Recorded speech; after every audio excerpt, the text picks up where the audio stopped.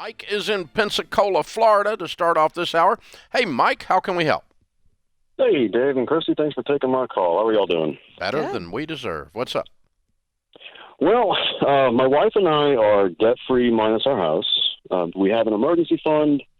We're about to start investing in a 401k, and don't worry, we do not own Beanie Babies. So we're good. So I'm calling about our home. We're looking to relocate to a better school district and a safer neighborhood. And you know real estate, of course, and this market's crazy. I know nothing about it. So we're looking to see if we should sell now and buy later, being that we have the available funds for a down payment and we have the place to live in the interim for free. My father-in-law's house. He's being very generous. As far as future predictions, will the market go down later? Should we sell our house, go live with him, and then buy later? What are your thoughts on that? I do not think this is a bubble, Okay. and that would be the only way it would go down. I think You the don't. I think Go the ahead, I'm sorry. craziness will slow, and the rate of increase in prices will slow. But I don't think this is a false bubble that's going to course correct, and the house prices in Pensacola, Florida, are going to go down dramatically anytime in the next decade. Okay, And what understood. what We that were means is considering if you buy and step out of the foreclosures market. flooding the market, but Yeah, what that means is as you step out of the market, every day you wait to get back in, the prices are going up for the rest of your life. so it's definitely not a good idea to sell now and buy later. It's a good idea to sell now and buy now. Sounds like it. Nothing wrong with that because it's an even swap. You're going to get the benefit of the heated market on the sale, and you're going to have the problem of the heated market on the buy. So I'm curious about this, Dave, because we got some calls like this last week, and I was talking to you about this even off air.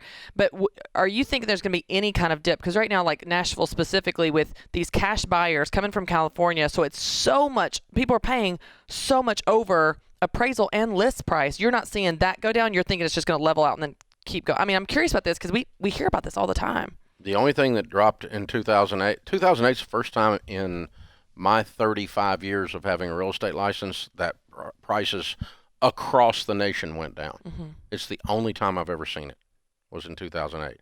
Now, I've seen particular markets bubble up and pop, Mm-hmm.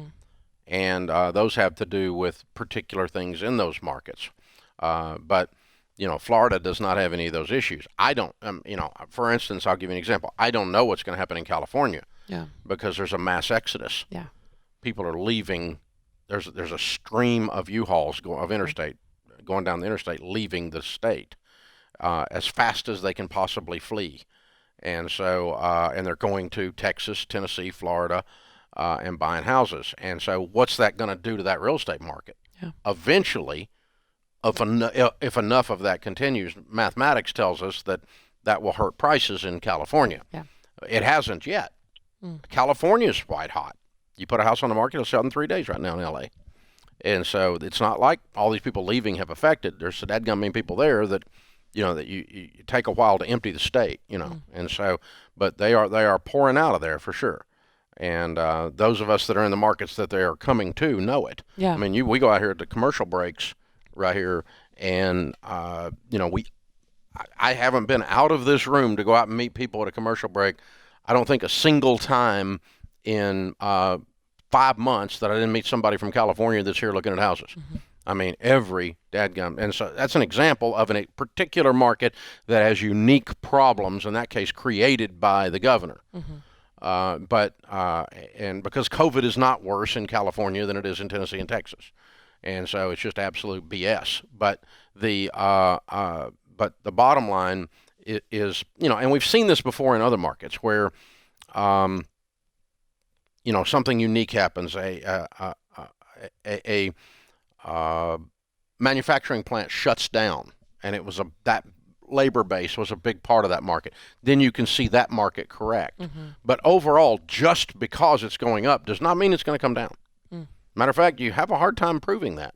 I can think back, again, I got my real estate license in 1978. I have seen very few times that you've seen prices go down from where they were 4 months before and stay down for more than 20 seconds. Yeah. I mean, I they just wasn't don't. sure if it was such a unique situation because of the amount of overpaying.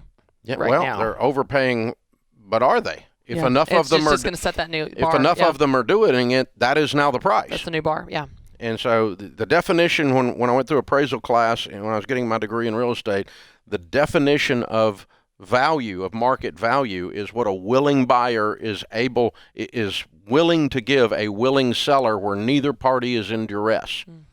So, in other words, if you're buying a foreclosure, that's someone in duress. You wouldn't count that in an appraisal. Gotcha. But if two perfectly healthy situations and they're paying a whole lot, even more than asking price, then, where we're getting multiple offers on a property and that kind of Right. stuff, we put it on the market, you get 30 offers in a weekend, those kinds of stories are happening all over, then that is the new value. So when people say, I'm not going to overpay for a house, they're not overpaying. That's the new.